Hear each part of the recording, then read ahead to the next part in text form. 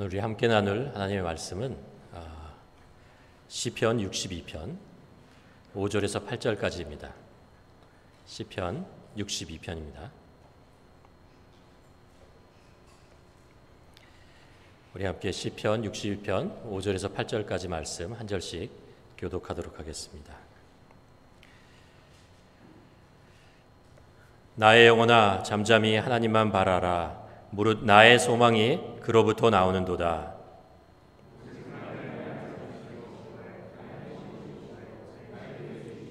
내가 흔들리지 아니하리로다.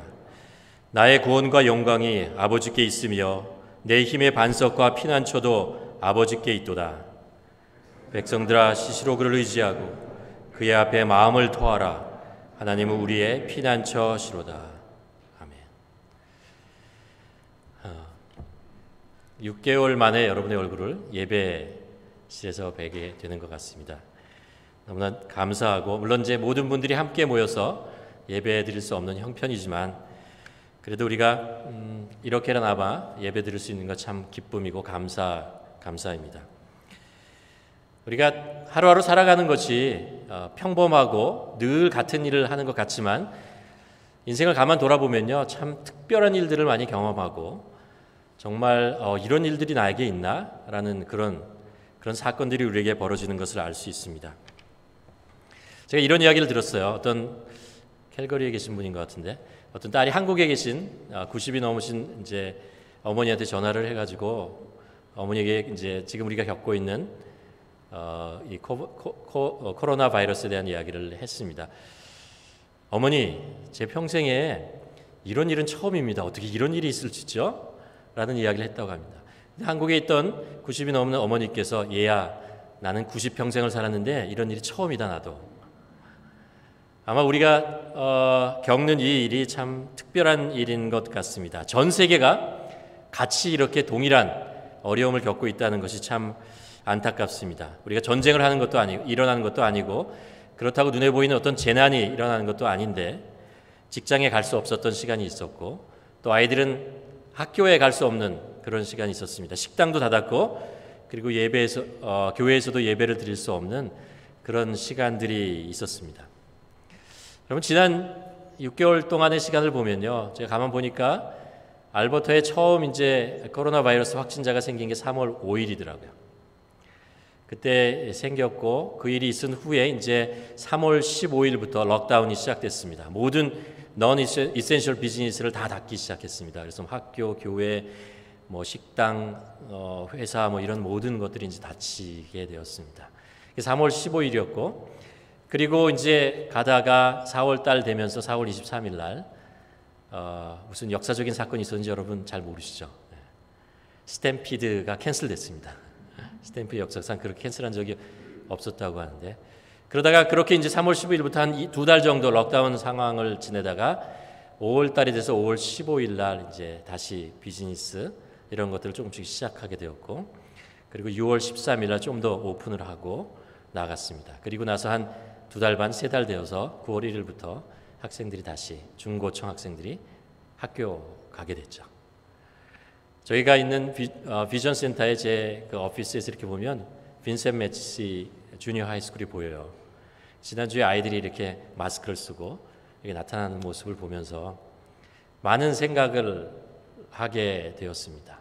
마치 우리 어린아이들을 이렇게 위험 상황 속에 이렇게 내어놓을 수밖에 없는 부모로서의 그 안타까운 마음, 이런 마음도 들었고 우리가 어쩌다가 이렇게 되었을까, 이것이 앞으로 어떻게 될 것인가 이런 생각들을 하게 되었습니다. 정부에서 6월 중순부터 교회에도 예배를 드릴 수 있도록 허락해 주었습니다. 그래서 이제 예배 드리는 곳이 시작되는 곳이 있었고 조금씩 시작되었습니다. 물론 많은 사람들이 예배에 참석할 수 없었지만 그래도 예배를 마음을 먹으면 드릴 수 있는 그런 허락을 받은 거죠. 우리 교회는 자체 건물이 없기 때문에 7월 초부터 그냥 우리가 어떻게 하면 현장 예배를 드릴 수 있을까요? 하나님께 기도하는 시간을 여러분과 함께 했습니다. 좀 준비하고 기도하다가 현장 예배를 MRU에서 우리가 원래 예배 드리는 곳에서 계속 연락이 올까 한 달, 2달 기다려도 연락이 안 와서 그러면 이제 우리가 예배 드릴 수 있는 다른 장소를 한번 찾아보자. 그래서 제가 그렇게 교육자 장로님들과 얘기를 하고 그 로스 캐럿 여기에 이제 전화를 했습니다. 뭐 역시 전화를 안 받더라고요. 그래서 그냥 여기 사용할 수 있느냐라는 메시지를 남겼습니다. 그랬는데 그 다음 주에 연락이 왔어요. 그래가지고 뭐 우리가 50명 이하에서 빌려줄 수 있다라는 이야기를 하고 이제 얘기를 하고 만나고 그러다가 이제 우리가 예배 드릴 수 있다는 것을 이제 렌트를 하고 그렇게 되었습니다. 그래서 어제 사실은 청년들이 3시 30분에 예배를 드렸어요. 여기서 우리와 같이 이런 모양으로 예배를 드리게 되었습니다. 이곳이 원래 이제 200명까지 예배를 모일 수 있는 곳이거든요. 그래서 저희가 이제 맥시멈 50명 넘지 않게 이렇게 예배를 드리게 되었습니다. 당연하다고 생각하는 예배를 드리지 이 현장 예배가 그렇지 않다는 것을 알게 되고 또 예배를 현장이 아니라 온라인으로 드리는 그런 상황을 또 경험하게 되었고 그리고 다시 우리가 현장에 와서 예배 드릴 수 있는 이런 또 다른 변화를 겪게 되었습니다. 그러면서 마음속에 이제 질문하는 것이 예배가 무엇이길래 우리는 이렇게 예배를 드리려고 하는가? 왜 우리는 예배를 드리려고 하는가라는 생각을 하게 됩니다. 예배가 우리에게 어떤 가치를 가지고 있는가, 얼마나 중요한가 이런 것들을 다시 한번 생각해 보게 됩니다. 예수님께서 사마리아를 지나가시다가 우물가에서 사마리아 여인을 만나게 되지 않습니까? 그때 예배에 대한 말씀을 예수님께서 이 여인에게 하십니다. 그 내용이 이런 거였죠. 참되게 예배를 드리는 사람들이 영과 진리로 아버지께 예배를 드릴 때가 온다. 지금이 바로 이때다. 아버지께서는 이렇게 예배를 드리는 사람들을 찾으신다. 그럼 예배는 기쁨이고 특권입니다. 왜냐하면 예배는 하나님을 만나는 것이기 때문에 그렇습니다. 하나님을 만나는 곳, 특별한 곳, 그것이 바로 예배의 장소이기 때문에 그렇습니다. 이것도 한 스토리인데요. 연로하신 나이 많으신 할머니가 계셨어요. 나이가 뭐 이제 많으시니까 잘 보이지도 않고 귀도 잘 들리지 않았습니다. 목사님이 설교를 하고 찬양을 해도 다 잘 듣지 못하는 그런 나이가 된 거죠. 평생 동안 이제 교회를 다녔지만 토요일이 되면 그럼에도 불구하고 토요일이가 되면은 옷을 이제 잘 데려놓고 또 목욕을 하고 또 헌금을 이렇게 다리 위로 이렇게 데려가지고 준비를 했습니다. 그리고 주일날 이제 아침에 예배를 참석하는 거죠. 예배를 참석하는데 목사님의 설교가 무슨 말인지 잘 몰라요. 귀가 어두워서 잘 들리지 않습니다. 그런데 이 할머니가 아는 것이 하나 있었어요. 뭐냐면 목사님이 분명히 하나님의 말씀을 전한다는 거예요. 그리고 성도들이 함께 찬양을 하는 시간이었습니다. 할머니가 잘 들리지 않아서 찬양을 따라 부를 수는 없지만 이 할머니가 알 수 있는 확신하는 것이 하나 있었습니다. 뭐냐면 하나님을 찬양하는 그런 시간이다라는 거죠. 많은 사람들이 하나님을 찬양하고 있다. 나도 그 장소에 함께 있다라는 것을 하나님께서 그 할머니께서 확신하는 거죠. 이 할머니가 얼마나 귀한 예배를 드리고 있는 것입니까? 비록 잘 듣지 못하고 잘 보지 못하지만 그가 하나님을 예배하는 장소에 있다는 것, 그것으로 기뻐하고 감사한다는 것. 이 할머니는 분명히 예배가 무엇인지, 예배 가치가 무엇인지 아는 그런 분이라는 것을 우리가 알 수 있습니다. 그것은 우리를 구원하신 하나님을 만나는 곳이기 때문에 그런 거죠. 그렇습니다. 예배라고 하는 것은 하나님을 만나는 그런 장소입니다. 바로 예배를 하나님을 만나는 곳이, 살아계신 하나님을 만나는 곳입니다. 그리고 또 예배라고 하는 것은 예수 그리스도를 통해 구원을 받은 믿음의 형제 자매를 만나는 곳이기도 합니다. 초대계 교회에 연구를 했던 알렌 클라이더 박사님이 얘기한 내용 중에 이런 것이 있습니다. 초대교회는 그 핍박이 많았잖아요. 그래서 아무나 예배를 들어오게 할 수가 없었어요. 그래서 집사를 뽑아서 집사가 하는 일이 뭐였냐면요, 예배 장소에 들어오는데 저 문 앞에서 문지기를 하는 거예요. 그래서 이 사람이 정말 이 예배를 참여해도 되는 분인지 아닌지, 우리 교회 교인인지 아닌지, 믿는 사람인지 아닌지를 이렇게 확인을 하는 거죠. 그리고 믿는 사람이라면 들여보내는 것입니다. 그렇게 해서 사람들이 모여요. 집 안쪽에 구석에 이렇게 모여서 믿음의 형제 자매들이 함께 예배를 드리는 거죠. 그 위험하고 어려운 때, 그렇지만 믿음의 형제 자매들과 함께 만나는 곳이었고 하나님을 만나는 곳이었기 때문에 그렇게 찾아와서 예배를 드렸다고 합니다. 혼자 예배를 드리는 것도 귀합니다. 하나님께서 그 예배를 받으십니다. 그렇지만 믿음의 형제들과 함께 예배 드리는 곳에 또 다른 데서 경험할 수 없는 기쁨과 감격과 감사가 있는 것을 우리가 압니다. 성경에서 모이기를 힘쓰라고 하죠. 함께 예배를 드릴 때 우리는 서로를 격려할 수 있고 우리가 서로 예배 드리는 사람들이 이 세계 곳곳에 있다는 것을 우리가 또 확인할 수 있습니다. 꽃이 한 송이가 있어도 아름답지만 한 다발이 있으면 더 아름답지 않습니까? 꽃밭을 바라보면 또 한 송이를 바라볼 때와 다른 모습으로 우리는 기쁨과 감격과 이런 감사가 있습니다. 신앙생활 혼자 하기 어려워요. 그래서 예수님은 믿는 자들을 위해서 교회를 세우시고 또 그 교회에 함께 예배 드릴 수 있는 공동의 예배를 만드셨다는 것을 우리가 압니다.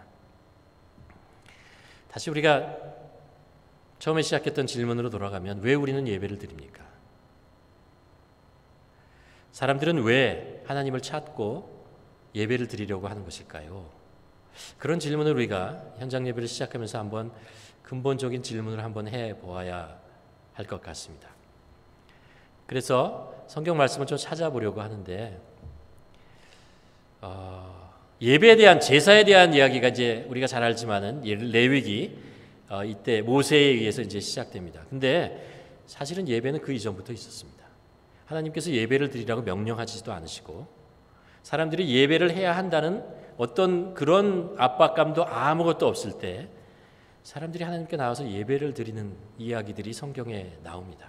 창세기를 보면 그 창세기에 예배 드리는 모습을 보면서 왜 그들은 하나님께 예배를 드렸을까라는 것을 우리가 한번 찾아보면서 예배의 참 가치가 무엇인지 한번 여러분과 함께 나누려고 합니다. 성경에서 처음으로 예배를 드리는 장면이 어디에 나오냐면 창세기 4장에 나와요. 여러분 기억하십니까? 가인과 아벨이 하나님께 예배를 드리는 거죠. 아담과 하와가 선악과를 따먹고 죄를 짓게 됩니다. 그리고 에덴 동산에 쫓겨나죠. 그리고 그의 아들이었던 가인과 아벨이 그때부터 이제 자기 힘으로 살아갈 수밖에 없는 상황이 되었습니다. 땀 흘리고 수고하고 애를 써야 살 수 있는 그래야 소출을 얻고 살아갈 수 있는 그런 상황이 되었습니다. 가인과 아벨이 하나님께 제사를 드리는 장면이 나오지 않습니까?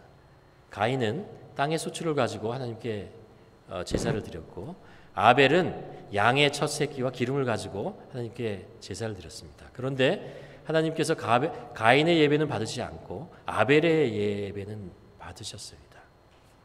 그 얘기를 가만히 읽어보면 왜 그랬는지 가인의 예배를 왜 받지 않았는지 우리는 알 수 있어요. 가만히 그 말씀을 이렇게 묵상해 보면요 알 수 있는 것이 있었어요. 뭐냐 하면요 성경은 그냥 가인이 땅의 소출을 가지고 예배를 드렸다라고 제사를 드렸다고 나오지만 그 이야기들을 가만 보면요 가인의 마음속에 이런 것이 있었다는 것을 알 수 있습니다. 내가 수고하고 내가 땀을 흘리고 애를 써서 땅에서 소출을 얻었다. 하나님 내가 이렇게 땅의 소출을 가지고 내가 수고하고 애쓴 것 가지고 하나님께 드립니다 라는 마음을 가지고 있었습니다. 무슨 얘기냐 하면 가인의 마음속에 무슨 생각이 있었냐면 하나님 내가 이렇게 했습니다 라고 자신의 공적을 하나님 앞에 올려드리면서 제사를 드리는 거예요. 아벨은요 무엇을 가지고 예배를 드렸냐 하면은 양의 새끼를 가지고 예배를 드렸어요. 기름을 가지고 예배 드렸습니다. 아벨의 마음속에서는 어떤 것을 우리가 읽을 수 있냐면요 양의 어린 새끼의 모습이 자기의 모습이에요. 내가 이렇게 연약하고 부족하고 하나님을 떠난 나의 삶의 모습이 이 정도입니다. 이게 바로 나의 모습입니다. 라고 예배를 드리는 것이죠. 사람은 언제 하나님께 예배 드리냐라고 생각해 볼 때 나에게 주어진 것이 내 손으로 이루어진 것이 아니라는 것을 깨달을 때입니다. 그럼 어디에서 왔냐 이거예요. 어디에서 내가 이것을 왔길래 내가 이것을 누리고 가질 수 있느냐라는 거예요. 하나님으로부터 왔다는 것을 깨닫기 때문에 그렇죠. 세상에는 두 종류의 사람이 있다고 할 수 있습니다. 땅에서 나온 소산을 보고 소출을 보면서 자신을 돌아보는 사람이 있습니다. 자기의 모습을 바라보는 사람이 있고요. 땅에서 난 소출과 소산들을 이렇게 보면서 하나님을 바라보는 사람이 있습니다. 내가 가지고 있는 노력의 수고의 결과와 내가 지금 누리고 있는 것을 비교해 보시길 바랍니다. 어느 것이 더 크다고 생각하십니까? 만일 내가 애쓰고 노력해서 얻은 결과가 내가 지금 누리고 있는 것에 비해서 크다고 생각한다면요. 커야 된다고 생각하면은 마음속에 불만이 들어옵니다. 왜 나는 이렇게 수고하고 애를 썼는데 왜 내가 누리는 것은 이렇게 적은 거야? 불명과 불평이 생기게 됩니다. 그런데 내가 땀 흘리고 수고하고 애쓴 것보다 내가 지금 누리고 있는 것이 더 크다고 생각을 하면 감사하게 됩니다. 은혜를 깨닫게 되는 것이죠. 보통 사람들은 공평이라고 하는 것, 그리고 정당한 대우를 주장합니다. 그래서 그것을 얻기 위해서 애를 쓰고 수고하고 살아갑니다. 근데 그게 잘 안 돼요. 실망하죠. 원망하게 됩니다. 여러분, 그게 인생입니다. 이 세상은 공평하지 않아요. 왜 공평하다면 왜 사람들이 공평하기를 원하겠습니까? 공평해야 된다고 소리를 지르겠습니까? 세상은 공평하지 않습니다. 그런데 어느 순간에 내가 가지고 있는 것이 정당하거나 많아서가 아니고 나에게 주어진 것 그리고 내가 누리고 있는 것이 과분하다라는 것을 깨달을 때가 있습니다. 내가 무엇이길래 나는 이것을 누리고 이것을 가지고 살아가는 거예요. 내 가족을 보고 내 건강을 보고 내가 수입을 보고 교회를 보고 신앙을 보면서 이거 너무 과분한 거 아니야? 내가 애쓰고 노력하는 것보다 훨씬 더 많은 것을 내가 누리고 있구나, 가지고 있구나 라는 그런 마음이 들 때 우리는 하늘을 쳐다보게 됩니다. 이게 나로부터 오지 않았다라는 것을 알게 되죠. 그래서 하나님을 바라보게 되고 그럴 때 우리는 예배를 드리게 됩니다. 저는 가인의 예배와 아벨의 예배를 가만히 들여다보면서 아벨의 마음속에 이것이 있었다라는 것을 알게 됩니다. 자신이 누리고 자신이 가지고 있는 이 양이나 이 모든 것이 과분하다. 나는 하나님을 떠났고 하나님 모른다고 했는데 왜 내가 이것을 누리고 있느냐라는 거죠. 그럴 때 하나님을 찾고 하나님께 예배를 드리게 되는 것입니다. 두 번째 예배 드리는 장면이 어디에 나오냐면요. 창세기 4장 마지막 부분에 나옵니다. 셋, 하나, 둘, 셋. 세 번째 아들이죠, 그렇죠? 아담과 하와가 이제 가인이 아벨을 죽입니다. 그리고 나서 아담과 하와가 아들을 낳는데 그 아들의 이름이 셋입니다. 셋이. 아담과 하와 이후로 가인은 에덴 동산에 쫓겨나서 세상에서 자기의 힘과 자기의 능력으로 살아가게 됩니다. 그래서 어떤 사람은 많은 것을 얻고 또 어느 사람은 적게 얻으면서 살아가는 그런 그런 세상이 옵니다. 성경에 보면 가인은 도시를 세우게 되고요. 그의 후예였던 야벨은 집짐승을 치게 됩니다. 유발은 수금을 타고 퉁수를 부르면서 살게 되고 두발 가인은 굴이나 쇠를 가지고 온갖 기구를 만듭니다. 라멕은 두 아내를 삼고 살인을 합니다. 농사를 짓게 되고 비약적인 양식들이 수확할 수 있게 됩니다. 그러면서 빈부의 차이가 생기게 되죠. 잘 사는 사람과 못 사는 사람들이 나오게 됩니다. 이것이 뭐냐면 하나님이 없이 살아가는 사람들의 모습이에요. 아담과 하와에게 셋이라는 아들이 있었다고 하죠. 셋이 아들을 낳았는데 성경이 이렇게 나옵니다. 에노스라고 합니다. 자식을 낳고 그때 비로소 사람들이 하나님을 불러 예배하기 시작했다라고 성경은 기록하고 있습니다. 왜 셋은 그때 비로소 하나님을 예배하게 되었을까요? 하나님을 떠난 가인과 그 후예들이 만들어낸 세상, 인간의 힘으로 만들어가는 세상, 그것에 얼마나 많은 문제들과 아픔과 고통이 있다는 것을 보게 되는 거죠. 에노스라는 말의 뜻은 흙이라는 뜻이에요. 흙이라는 것입니다. 셋이 자기 아들을 이뤘는데 흙이라고 지었어요. 인간은 결국 흙으로 돌아간다. 아무리 애쓰고 수고하고 땀을 흘리고 대단한 세상을 만들고 대단한 것을 이루려고 대단한 것들을 만들려고 애를 쓰고 수고하지만 결국에 가서는 흙으로 돌아가는 것이 인간이구나. 인간의 생명은 유연하다라는 겁니다. 그때 셋이 깨달은 거죠. 생명의 주인은 인간이 아니다. 생명의 주인은 하나님이시다. 그리고 하나님께 돌아가는 것입니다. 하나님께 예배를 드리게 되는 거죠. 인간이 가지고 있는 가장 큰 모순이 뭡니까? 모든 사람이 다 죽는다는 것을 분명히 알면서 죽음을 준비할 수가 없어요. 대신 안 죽기 위해서 노력을 합니다. 죽지 말아야 됩니다. 죽음은 우리가 해결할 수 없다는 것을 알기 때문에. 왜냐하면 죽음은 끝이라고 생각하기 때문에 그런 것이죠. 인간이 생명의 주인이 아니라는 사실을 깨닫는 순간 생명의 창조주시고 주관자이신 하나님을 찾게 되고 하나님을 바라보게 보고 하나님께 나아가게 됩니다. 그것이 예배입니다. 셋이 깨달은 것이 바로 이것입니다. 하나님을 떠난 인간 결국 죽을 수밖에 없구나. 흙으로 돌아가는구나. 하나님께 돌아가자라는 거죠. 그리스도인은 죽음과 종말을 끝이라고 생각하지 않습니다. 인생이라는 것은, 인생의 여정이라는 것은 무엇입니까? 하나님께 돌아가는 과정입니다. 인생의 끝은 무엇입니까? 믿는 자의 죽음은 무엇입니까?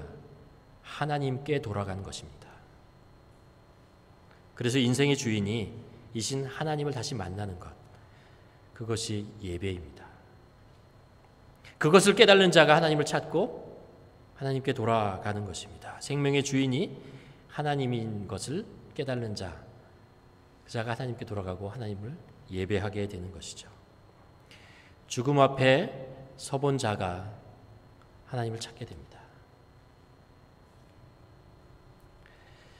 세 번째로 예배하는 모습이 창세기 8장에 가서 나와요. 누구의 예배냐면 노아의 예배입니다. 여러분 사시면서 인생에서 가장 충격적인 사건이 무엇입니까? 경험했던 것 중에. 오래 사신 분들은 2차 세계대전을 경험하신 분들이 있겠고 또 6.25 사변을 경험하신 분도 있을 것 같습니다. 그리고 제 세대에는 광주 사태, 소련이 붕괴되는 모습, 9.11 테러, 그리고 우리가 겪고 있는 코비드-19 이런 것들 충격적인 그런 사건들입니다. 노아의 인생에서 가장 충격적인 사건이 뭐였냐면요. 홍수였어요. 대홍수였습니다. 홍수로 인해서 사람들이 생명이 물에 쓸려 나가서 죽어가는 모습들을 바라보았습니다. 노아에게서는 이것이 큰 충격이었습니다. 노아는 살면서 인간의 타락하는 모습을, 죄를 짓는 모습을 보았습니다. 그리고 죄의 결과를 분명히 경험했던 성경에서 나오는 유일한 사람이에요. 유일한 목격자입니다. 죄의 결과가 무엇이다라는 것을 눈으로 분명히 보았던 사람입니다. 창세기 6장 5절에 보면 여호와께서 사람의 죄악이 세상에 가득함과 그의 마음으로 생각하는 모든 계획이 항상 악할 뿐임을 보시고 한탄하사 마음에 근심하시고 라고 기록했습니다. 노아 시대 사람들은 자신이 의인이라고 생각했습니다. 우리는 벌받지 않을 것이라고 생각했습니다. 누구도 자신을 심판할 것이라고 전혀 생각하지 않았습니다. 왜냐하면 선악의 기준이 자기니까 누가 나를 심판하게 하겠냐. 그러나 노아의 홍수는 선악의 기준이 인간에게 있지 않다는 것을 알게 해줍니다. 그리고 죄와 타락에 대한 하나님의 심판이 있음을 그들이 깨닫게 됩니다. 에덴 동산에서 선악과를 따먹은 이유는 하나님과 같아질 것이라는 뱀의 유혹 때문에 그렇습니다. 하나님과 같아진다는 거예요. 그렇죠? 선악의 기준이 하나님이 아니고 나에게 온다. 절대 기준이 아니고 상대적인 인간에게 그 선악의 기준이 올 수 있다라는 것을 알겠습니다. 내가 원하는 것이 선이고 내가 원하지 않는 것이 악이다라는 알 수 있다면 얼마나 좋겠어요. 나에게 편하고 좋은 것이 선이고 모두 선이고 나를 불편하고 어렵게 만드는 것이 모두 악이라고 생각하면 얼마나 좋겠어요. 얼마나 편하게 이 세상을 살고 있겠습니까? 자기 스스로 선악의 기준으로 살면서 결과는 시기와 질투와 반목, 깨어지고 힘겨루게 하고 싸우고 빼앗고 죽이고 사람 위에 올라가서 사람을 지배하려고 하는 그런 시대가 됩니다. 그 결과로 하나님의 심판과 멸망이 있다는 사실을 노아가 눈으로 봤어요. 영원할 것 같았던 인간의 죄가 하나님에 의해서 심판을 받았다는 것을 알았어요. 다시 말씀드리죠. 영원할 것 같은 인간의 죄가 하나님의 의에 의해서 심판을 받는다는 것을 깨닫게 되었습니다. 정말 감사한 것은 선악의 기준이 인간에게 있지 않고 하나님에게 있다는 것입니다. 노아가 홍수 이후에 하나님을 경외하는 마음으로 하나님께 예배를 드릴 이유가 바로 이거죠. 또 하나 있습니다. 구원이라는 것이죠. 구원이라는 것이죠. 구원이 하나님으로부터 온다는 것입니다. 세상에 그 많은 사람들이 죄를 짓고 심판을 받았는데 왜 나는 산 거야? 누가 나를 살려준 거야? 누가 노아를 살려주었습니까? 하나님께서 살려주셨습니다. 구원은 오직 하나님으로부터 온다는 것을 알았습니다. 그래서 노아는 홍수가 끝난 후에 하나님의 심판이 이은 후에 자신이 구원받은 것을 깨닫게 되고 감사하면서 하나님께 나아서 예배를 드립니다. 하나님께 제사를 드리고 예배를 드립니다. 여러분, 누가 하나님께 나아가서 하나님께 예배를 드립니까? 심판자, 공의로우신 하나님이 계시다라는 것 알고 사랑의 하나님, 긍휼의 하나님이 구원자로 계시다라는 것을 알기 때문에 하나님께 나아가서 그분께 예배 드리는 것입니다. 예배라는 것은 우리가 드리는 이 형식이라는 것보다 훨씬 더 큰 거, 훨씬 더 깊은 것입니다. 이것을 깨달은 자가 하나님을 찾고 이것을 아는 자들이 하나님을 찾아가고 하나님께 머리를 숙이는 예배라는 게 뭐예요? 예배라고 하는 말의 뜻 자체가 머리를 숙인다는 거예요. 머리를 숙이고 무릎을 꿇는다는 것입니다. 누구한테? 예배의 대상 그분한테. 저분이 참된 심판자이고 저분이 참된 구원자이로구나 라는 것 알기 때문에 예배를 드리는 것이죠. 또 하나 창세기 28장에 보면 예배 드리는 장면이 나옵니다. 야곱의 예배예요. 야곱이 왜 예배를 드리냐면 이런 이유 때문에 그렇죠. 야곱이 자기 집에 살면서 복이라는 욕심 때문에 형 에서의 장자권을 뺏으려고 하고 축복을 받기 위해서 아버지 이삭으로부터 그 축복권을 뺏기 위해서 거짓말을 합니다. 나중에 그 들통나죠. 도망을 갑니다. 도망을 가서 듣도 보지 못한 삼촌의 집으로 가는데 하란이라는 곳을 몇백 킬로 떨어진 곳으로 갑니다. 혼자 가요. 혼자. 그러면서 가다가 이제 들판에 머물게 됩니다. 밤을 지새게 되는데 거기서 잠을 자죠. 쪼그리고 잠을 잡니다. 그리고 돌을 벽에 삼아서 자요. 자고 있는데 꿈을 꾸죠. 하나님을 만납니다. 하나님께서 그에게 이런 이야기를 합니다. 누워있는 그 땅을 너와 네 자손들에게 주리라. 네 자손이 땅의 티끌같이 되리라. 많은 민족이 너와 네 자손으로 인하여 복을 받으리라. 이야기를 듣습니다. 그뿐만 아니라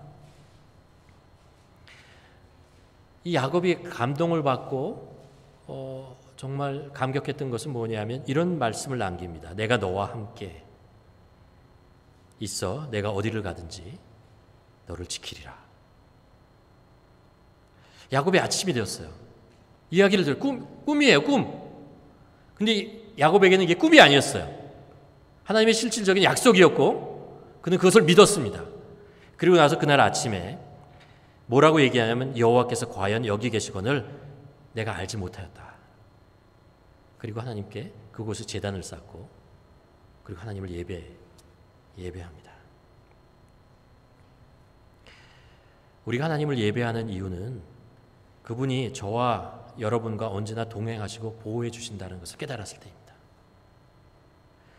이 사실을 알았던 것입니다. 인생은 내가 혼자 사는 것이 아니고 이 인생은 나 혼자 외롭게 사는 것이 아니고 내가 그렇게 느낄지라도 내가 그런 상황이라고 내가 스스로를 정의할지라도 사실은 하나님께서 우리를 눈동자와 같이 우리를 보호하시고 지켜주시고 함께 계신다라는 것입니다. 그것을 깨달았을 때 그렇습니다. 하나님 먼 곳에 계시는 것이 아니고 바로 이곳에 계신다라는 것입니다. 내가 어디를 가든지 동행하시고 지켜주신다라는 것입니다. 교회에 있든지 가정에 있든지 일터에 있든지 내가 어디에 있든지 하나님께서 우리와 함께 계신다라는 것입니다. 그러니까 우리가 있는 모든 곳에서 우리는 하나님을 예배할 수 있습니다. 우리가 어디에 있든지 우리는 하나님을 예배할 수 있습니다. 이것을 깨달았을 때 우리는 하나님을 예배할 수 있고 하나님 앞에 나아갈 수 있습니다. 하나님께서 모세에게 얘기하지 않습니까? 네가 서 있는 그 땅이 거룩한 땅이다라는 것입니다. 매일 양을 치고 돌아다니던 그 땅이 하나님께서 임재하는 것을 깨달았을 때 그 땅이 거룩한 땅이 되는 것이고 하나님을 예배하는 그곳이 되는 것입니다. 하나님께서 무엇을 우리에게 주시고 하나님께서 무엇을 축복을 하시는 것, 이런 것도 감사한 거지만 그것보다 우리가 정말 감사하는 것은요, 하나님께서 우리가 있는 모든 곳에 동행하시고 함께 하신다는 것입니다. 그렇기 때문에 우리가 하나님을 예배하고 하나님을 감격하고 감사하는 거죠. 전능하신 하나님, 살아계신 하나님, 사랑과 공의의 아버지께서 바로 내가 서고 있는 이곳에 나와 함께 하시다라는 것을 깨달았을 때 바로 우리는 그곳에서 하나님을 예배합니다. 하나님께 감사합니다. 오늘 본문 시편 기자가 하나님을 찬양하며 예배하는 그런 마음을 전하고 있습니다. 나의 영혼아 잠잠히 하나님만 바라라. 무릇 나의 소망이 그에게로부터 나오는도다. 오직 그만이 나의 반석이요 나의 구원이시요 나의 요새이시니 내가 흔들리지 아니하리로다. 나의 구원과 영광이 아버지께 있으며 내 힘의 반석과 피난처도 아버지께 있도다. 백성들아 시시로 그를 의지하고 그의 앞에 마음을 토하라. 하나님은 우리의 피난처시라. 이 예배자가 누가 너에게 예배하라고 강요하지 않는다는 것을 알 수 있습니다. 하나님이 어떤 분이시라는 것을 깨달았기에 그가 하나님께 나와서 예배를 드리고 있는 거죠. 아벨의 예배처럼 내가 가지고 있는 것, 내가 누리고 있는 이 모든 것이 나의 수고와 땀의 결과가 아니고 그 이상의 하나님의 은혜와 하나님의 돌보심이 있구나라는 것을 깨달았을 때 우리는 예배의 장소를 찾게 됩니다. 셋의 예배처럼 인간이 결국 흙이로구나. 이 생명의 주인은 아무리 발버둥쳐도 인간이 아니구나. 하나님의 생명의 주인이시고 하나님이 생명을 내셨기 때문에 우리가 사는 거구나. 깨달았을 때 우리는 하나님께 돌아갑니다. 또 노아의 예배처럼 경이로우신 심판의 하나님, 선악의 기준이 내가 아니고 인간이 아니고 하나님이시라는 것을 깨닫고 그럼에도 불구하고 심판자이신 그 하나님께서 우리를 긍휼히 여기시고 불쌍히 여기셔서 구원하셨구나. 그것을 깨달았을 때 우리는 하나님께 돌아가서 그분을 예배하죠. 야곱의 예배처럼 내 인생 혼자 살고 외롭게 사는 것 같지만 사실은 어디를 가든 하나님께서 우리를 보호하시고 지켜주시고 동행하신다는 것, 내가 서 있는 이 땅이 그 하나님 때문에 거룩한 땅, 예배의 장소가 될 수 있다는 것을 깨달았을 때 우리는 우리가 있는 그곳에서 하나님께 예배를 드립니다. 여러분, 우리는 왜 하나님께 예배를 드리십니까? 왜 이곳에 와서 예배를 드립니까? 우리의 마음도 이렇게 율법이 아니고 누가 시켜서 그러는 것이 아니고 우리 마음속에 정말 하나님의 참 가치를 알고 우리 인간이 누구인지를 알고 하나님께 돌아가 하나님께 예배드리며 그 기쁨과 감격을 나누는 우리 모두가 되기를 주님의 이름으로 간절히 축원합니다. 기도하시겠습니다. 이 시간에 함께 기도했으면 좋겠습니다. 나는 그동안 왜 예배를 드렸는가? 우리가 현장 예배를 드릴 수 없을 때, 당연하다고 생각하는 그 예배를 드리지 못하는, 그래서 온라인으로 예배를 드릴 수밖에 없을 때 내가 드렸던 예배는 어떤 예배였을까? 나는 왜 오늘 이 현장 예배를 사모하게 되었고 이곳에 오게 되었는가? 나는 왜 인터넷이라는 것을 통해서라도 예배를 드리겠다라는 그런 마음을 가지고 모니터 앞에 서 있는가?